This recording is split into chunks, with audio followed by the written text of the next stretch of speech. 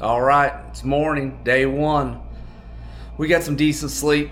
I slept pretty hard from 1:30 to 4:30. I was up till 1:30 editing the last video, and then crashed pretty hard. But then at 4:30 I woke up and had a hard time going back to sleep. So it was kind of light sleep. I think I'm too excited. So the hotel room's been pretty nice to us. Had a little computer set up over here where I did video editing. Dan and I were worried about buying a 6-pack of Land Shark. We said, man, we can't take it with us tomorrow, so we really just need like a beer each. And then we bought a 6-pack, and don't worry about it. We took care of it. It's empty. So we're gonna pack up our bags here and head down to the car, see if we want to do anything on it here, if we want to take it over and get into the track before we start fiddle farting around with it, just so we're not late to the driver's meeting. So we got driver's meeting at 8:30, and then from there I think we fire up and hit the road.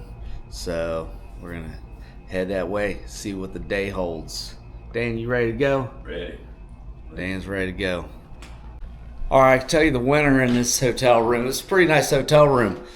I don't know what I'd give it out of a 10. I'd probably give this a solid like 8.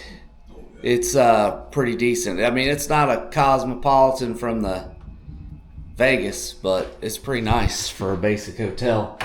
So I came in here at 4 a.m. I don't know if you can really see that and if it's doing it justice. But this little outlet night light automatic deal, that was for the win. At 4:30 in the morning, didn't have to turn on the light, and I could see what I was doing in there. So definitely solid. All right, there she is. She slept well last night. She needed a break. That was the hardest she worked in a long time. So getting ready to head over to the track. We said Dan checked underneath to make sure we didn't have any oil leaking underneath of it, because we had that little bit of oil leak on the top side. We don't think it's that significant, so we're just gonna tool over and get on the race property and get ready. These guys are warming up the cars over there. Then we'll at least be on property, so if the driver's meeting starts while we're still wrenching on a few things on this thing, I won't miss it.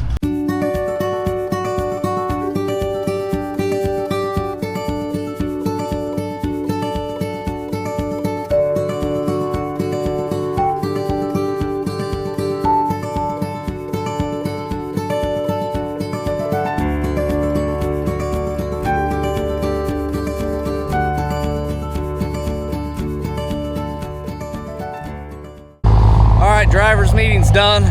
The big emphasis in the driver's meeting was it's real hot all 3 days, so it's just take your time. Remind us it's not a race to the track, it's a race at the track. So said take your time, should be able to get there in plenty of time for 5 o'clock racing.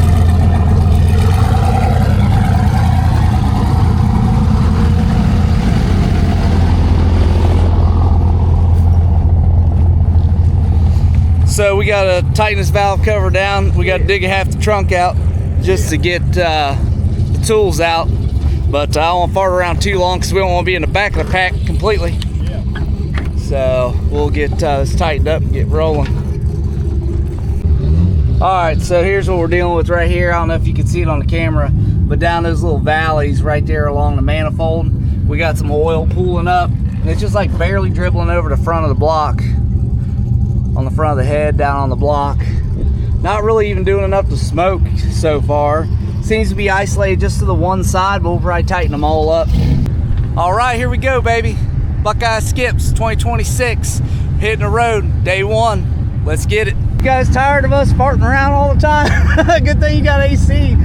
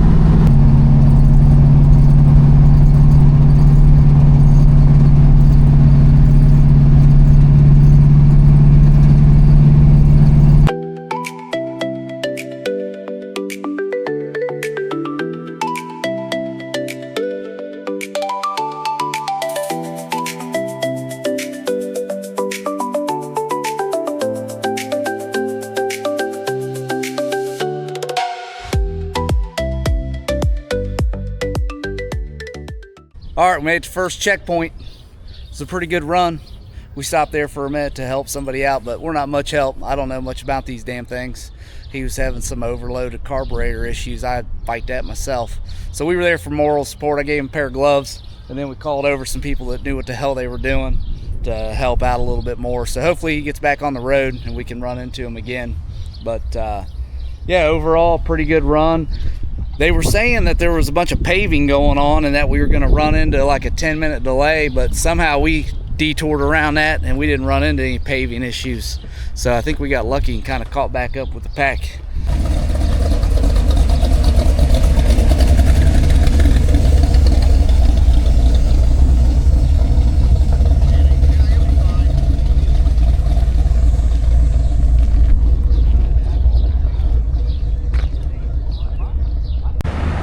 All right, we're at Mongoose Motorsports. Stop number 1, day 1. I'll check this place out.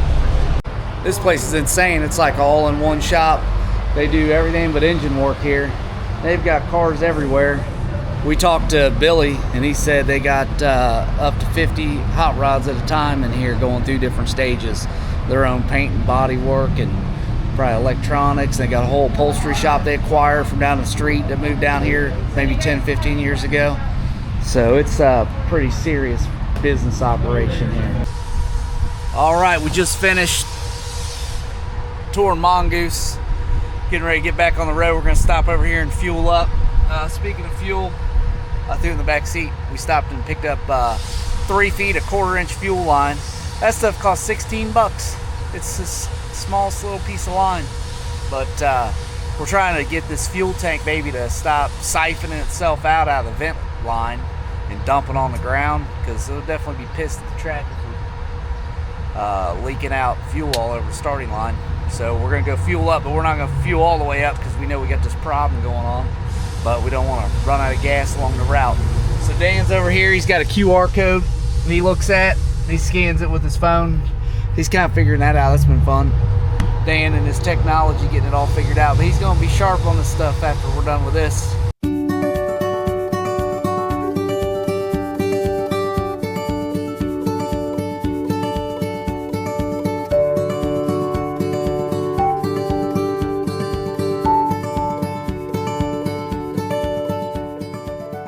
We stopped. We're basically across the street from that Mongoose.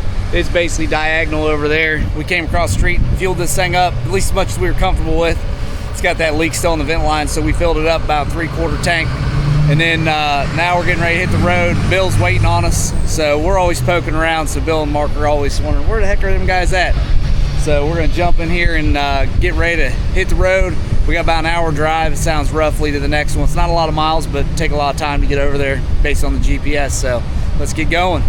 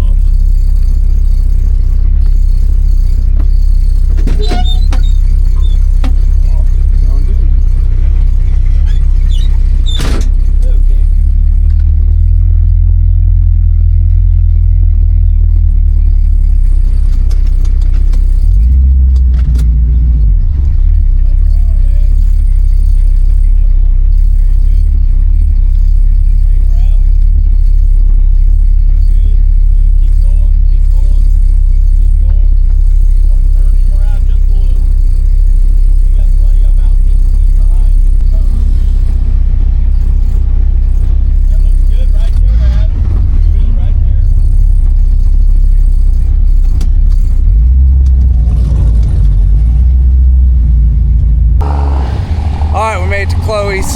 We just stopped in, used the restroom.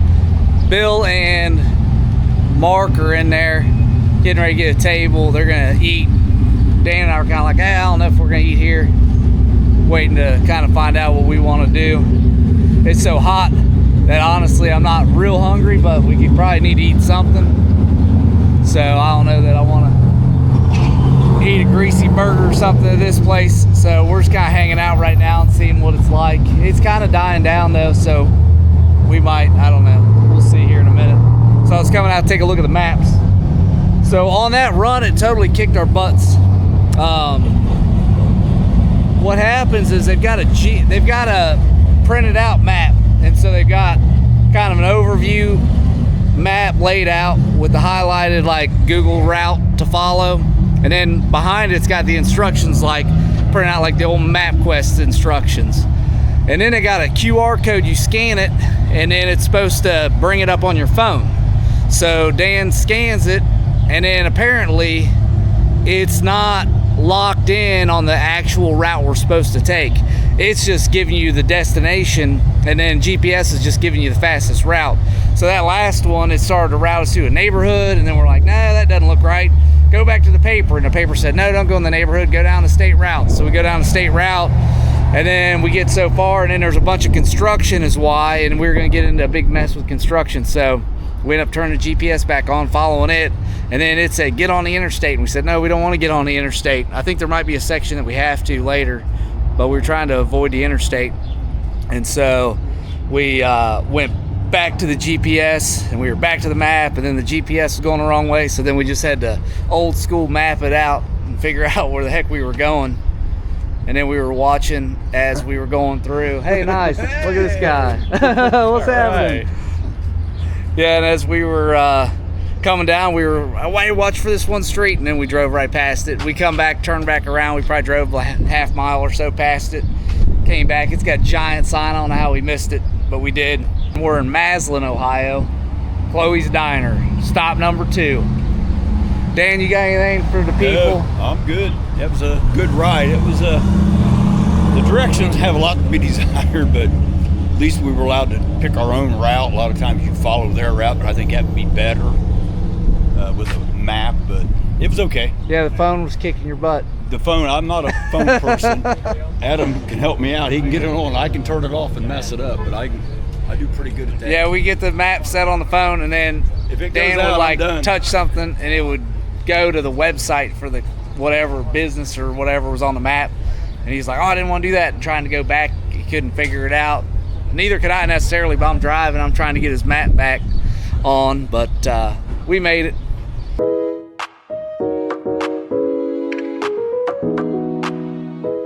All right, we got some lunch. Well, some of us got breakfast. Bill and Mark got breakfast. Dan got a Coney dog. I got a Reuben. It's a little slow moving, but they got hammered right before we got here. So they must have been recovering. They had to take a quick nap before they could get the grill fired up again. But we're ready to dig in, get recharged, and then we got a long one next. It's so far our trip's been about 40 miles each time. I'm like, this ain't too bad. And then we started looking at this one. It's 101 miles to the track. But it's the last leg, but it'll be a long one.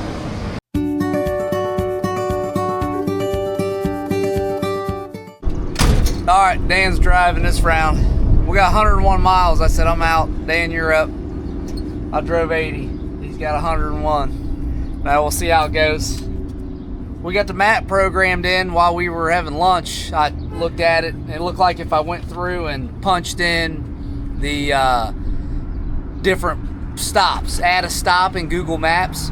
Basically, I tracked the map that they wanted us, the route they want us to go. And then if Google Maps didn't think that was the fastest route, which it wasn't, because we're kind of on a scenic thing, is you'd have to zoom in on an area where they actually had you turning, and then you have to add a stop. Then it routes you there, and then you have to go down the next one, add a stop, add a stop. Took a while, but I got it all programmed in, so I think right now on Dan's phone, did it charge up? Yeah. We got, first time we've tried this, we got a USB charger in the 1971 Nova. Yeah, that's what's happening in here. So I'm gonna see if this thing works. The only thing that might trick us is it's gonna say, take your next right, and it's gonna be to pull into the gas station. And we might not necessarily need to do that, but that's the point I had to put on the map. So Dan's ready to rock and roll. Let's get it. Holy moly.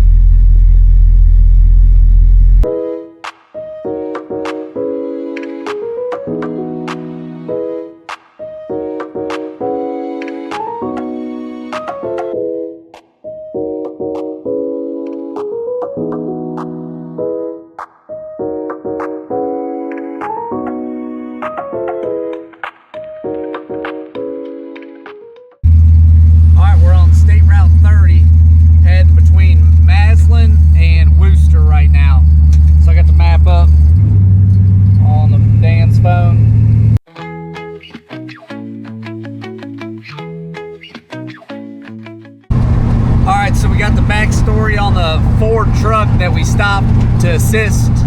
Well, we stopped to give moral support to when we first left the track, and I ended up finding on the WhatsApp, they got a WhatsApp group for the whole event where people get on there and share information. There's one for racers in need or something like that, and so I was scrolling at lunch, and those guys had posted that they found their problem. It was a sheared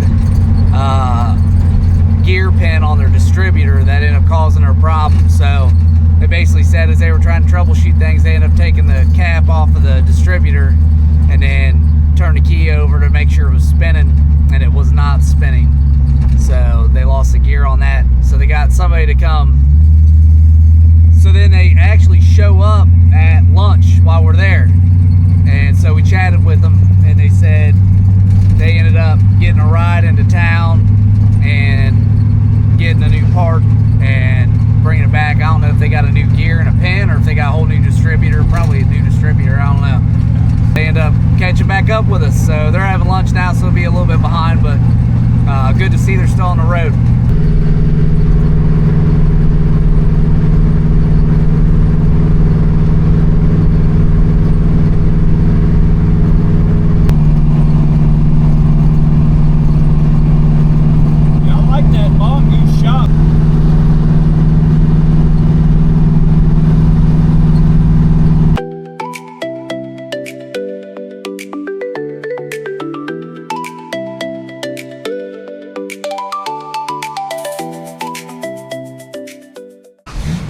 All right, just stopped for fuel again.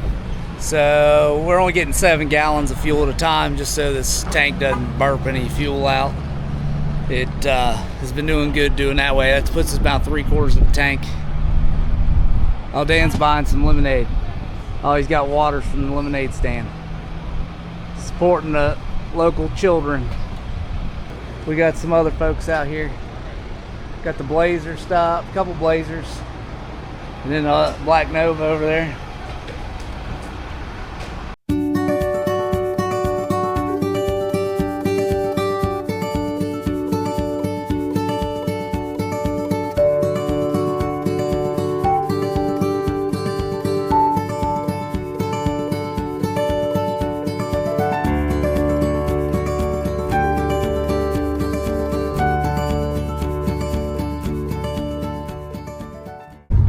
We just got here.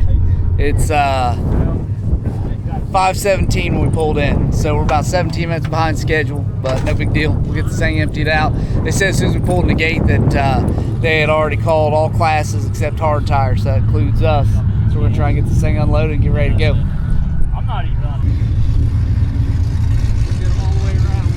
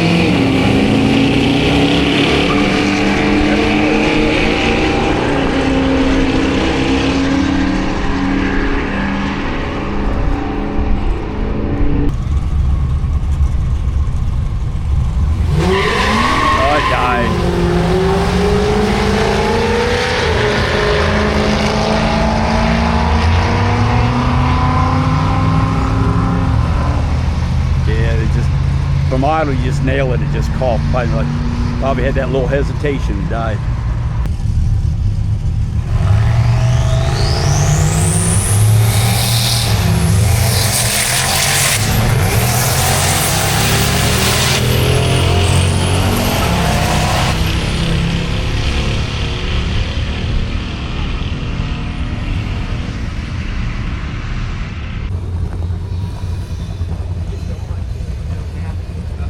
Skip in there. Hope the camera don't break. All right, got to turn my time slip and my pictures from the 2 checkpoints. So each checkpoint you get to, you got to take a picture of your car at the checkpoint to verify you went there, and then you got to turn in your best time slip. So I had 3 runs. First run was just kind of figuring it out, so it's kind of slow. Second run, the car died. We did some tuning, retarded the timing. That didn't work. And then the third run ran pretty decent. We ran a 15 flat, so we're happy with it. So we're going to call it a day and turn it in. Time. Oh yeah, there's my time slip. That thing's 4K. I'll go up and down. I want to see that reaction time. I want everybody to see that. Oh yeah, that was killer. That was killer. What class are you in? Dial your in. Okay, name, first name, Adam. Yep. Hey, first one right there. Final answer? Final answer. All right, good. She's got it on film. It's locking it in. Oh yeah, it is. It's filmed. All right. Can I see your checkpoints? Yeah, sure can. So there's us at the back of Mongoose. And then there's us in the front. Nice. Awesome. You are awesome. Have a wonderful night. Awesome. Sounds great. You too. Appreciate it.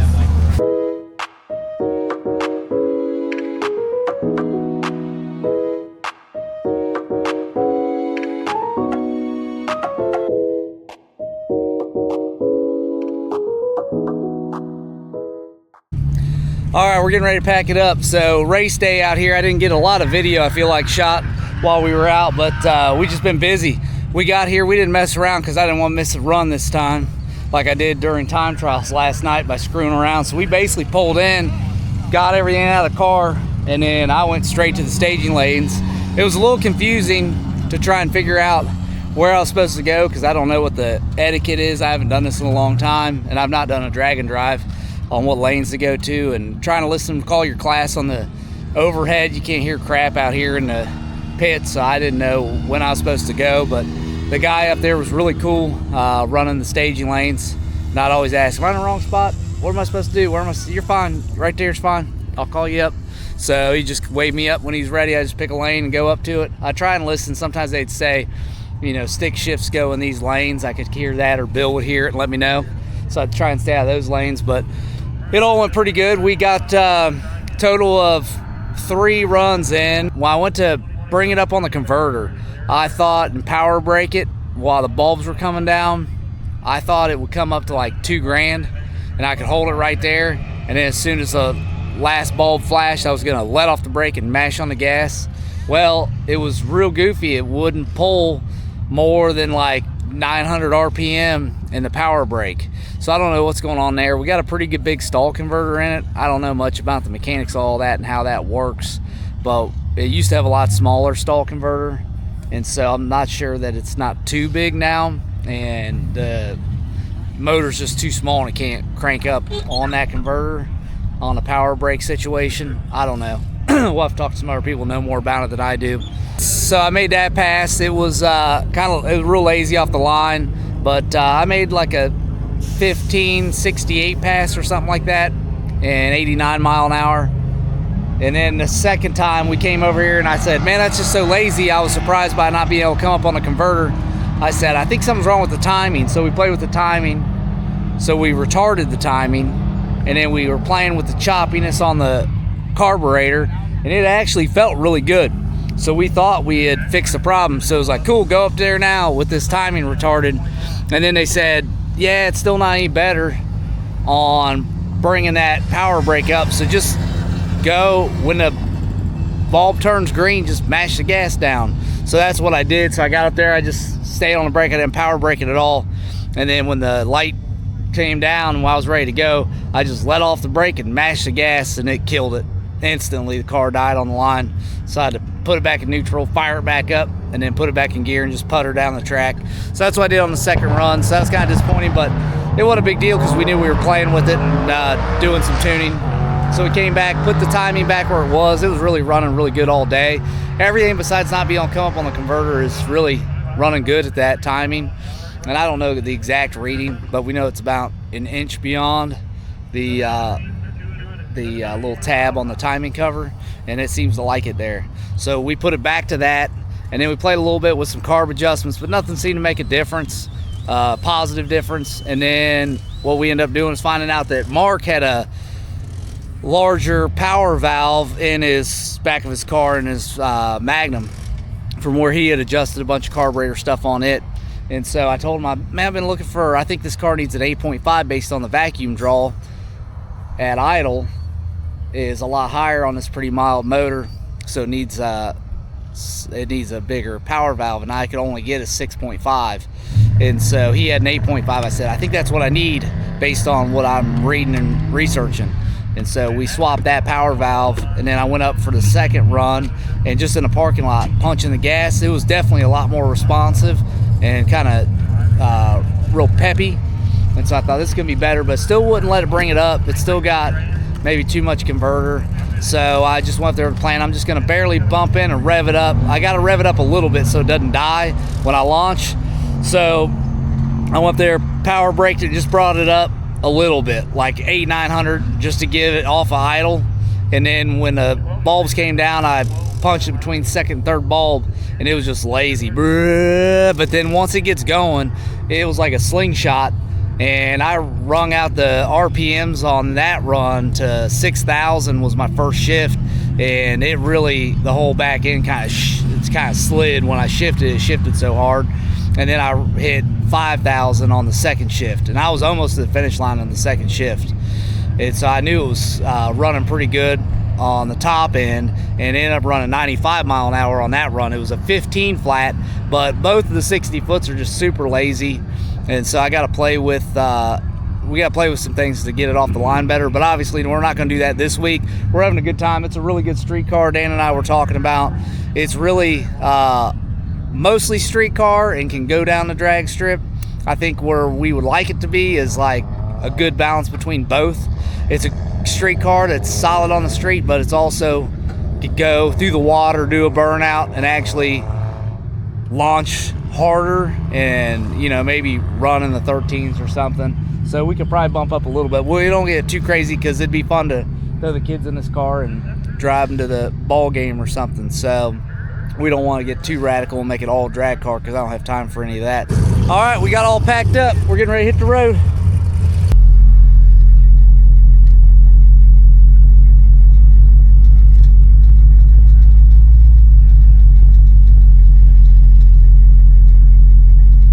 Shoot, buddy, that was a long day. Started at 8:30 driver's meeting, and right now it's Plus miles. 9:12. So we did over 12-hour day. So we've had enough. They're gonna go another 45 minutes or so with the track open, so we could stay and keep running. But I think we've had enough for today. We got those 3 runs in. We can't wear her all out in one track. We got 2 more tracks to make. We gotta drive all the way back. The whole distance we did today, we gotta drive back. All right, came to get dinner. We're at Kroger. We're on a hunt for some, lighter refreshments after the heat all day. Look, I still got sweat all around my neck. Dan, are you all sweaty? Oh yeah. Dan ain't working hard enough. He's not sweaty. Look at his face. He's definitely sweaty. He's glistening in the... I sweated watching Adam do all the work. He's glistening in the glow of the half burnt out Kroger sign.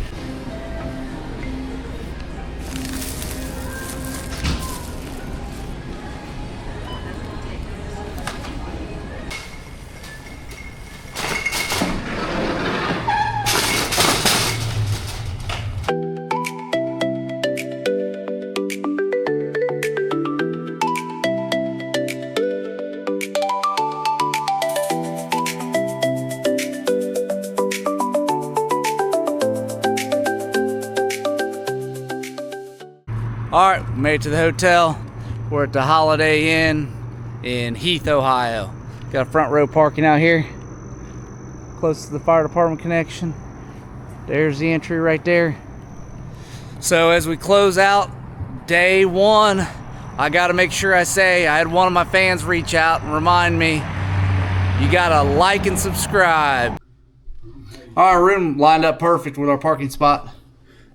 We're on the 3rd floor, and there's an Nova right there.